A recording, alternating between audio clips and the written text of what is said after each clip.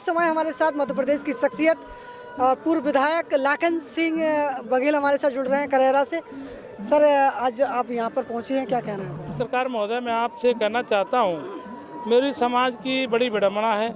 चाहे मध्य प्रदेश की बात हो, चाहे उत्तर प्रदेश की बात हो, चाहे भारत देश में किसी अन्य स्टेट की बात हो, इस पाल समाज ने बहुत लोगों को पाला है। जैसा इसका पीछे सरनेम है, वैसा ही काम इन लोगों ने इस देश और प्रदेश में किया है। आज उत्तर प्रदेश के चुनाव की, हम उत्तर प्रदेश में खड़े हैं तो हम उत्तर प्रदेश की बात करें। आज उत्तर प्रदेश में एमएलसी के चुनाव होने जा रहे हैं। 36 या 35 सीटें मुझे जानकारी मिली है। मेरी बरादरी को भारतीय जनता पार्टी का कम से कम एक एमएलसी बनाना चाहिए। क्यों? क्योंकि पाल समाज के लोगों ने 90 से 95% वोट भारतीय जनता पार्टी के पक्ष में डाला है। आज मध्य प्रदेश की बात करूं, मैं जहां बैठा हूं, आज मध्य प्रदेश में भी भारतीय जनता पार्टी के उन निकम्मों की सरकार है जो सिर्फ बड़ बोले हैं, ये करते कुछ नहीं है। वहाँ भी मेरी बिरादरी के लोगों को गुमराह करके तमाम लोगों को पार्टी की सत्ता दिलाई है। मैं कांग्रेस में हूँ। कांग्रेस वह पार्टी है जो दलित, पिछड़े, गरीबों का हित देखती है।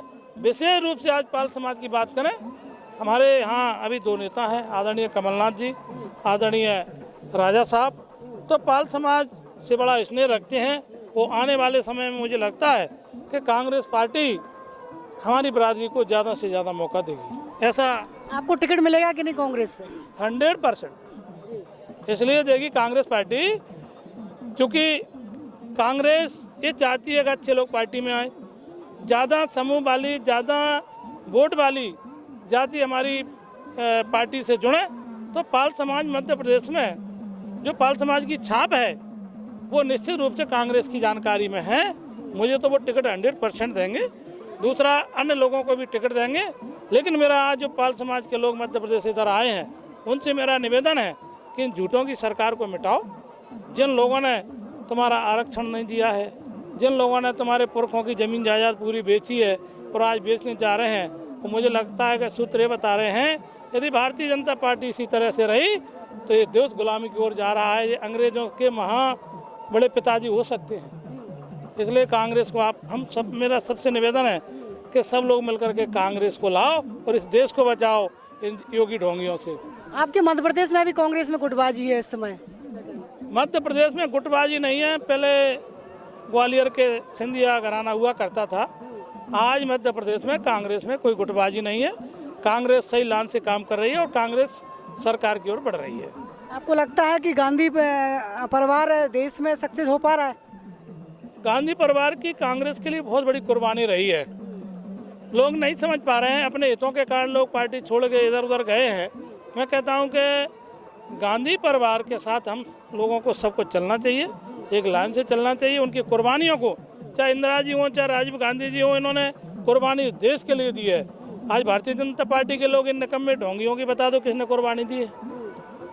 तो जो पूरा परिवार ने ही कुर्बानी दी, कांग्रेस उन्हीं के नेतृत्व में आगे बढ़ेगी। पंजाब में भी आपकी सरकार चली गई।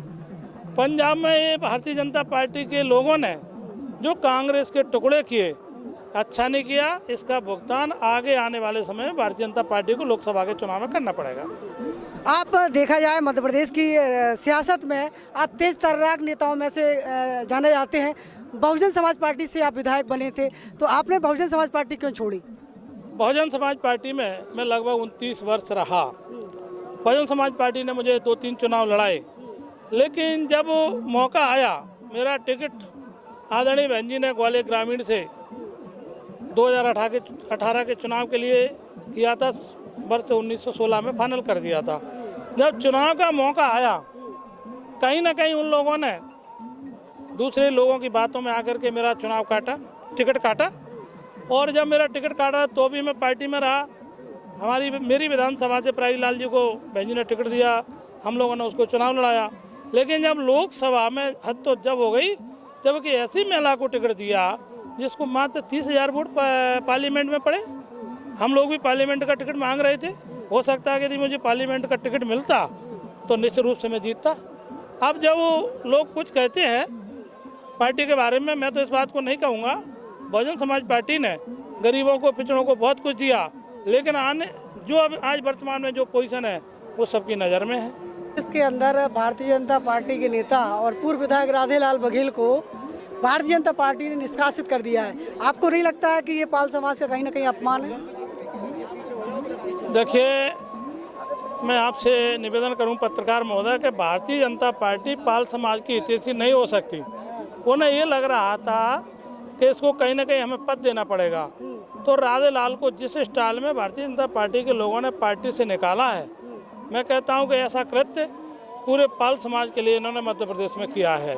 पहले हमारी बिरादरी का जो राधेलाल हैं विधायक रहे हैं, लेकिन भारतीय जनता पार्टी के लोगों को पच नहीं रहे थे और उन्होंने सोचा कि पाल समाज हमारे साथ हमेशा पिछलक्कू बना रहा है, कहीं धर्म के नाम पर, कई अन्य लोगों की अन्य कई बातों के नाम पर, इसलिए राधेलाल को जो निकाला है, मैं चाहता हूं कि हमारे मध्य प्रदेश में पूरे पाल समाज को इसका बदला लेने के लिए कांग्रेस को वोट डालना चाहिए, कांग्रेस की सरकार बनाना चाहिए, तभी पाल समाज ऐसे अपमान का बदला ले सकती है।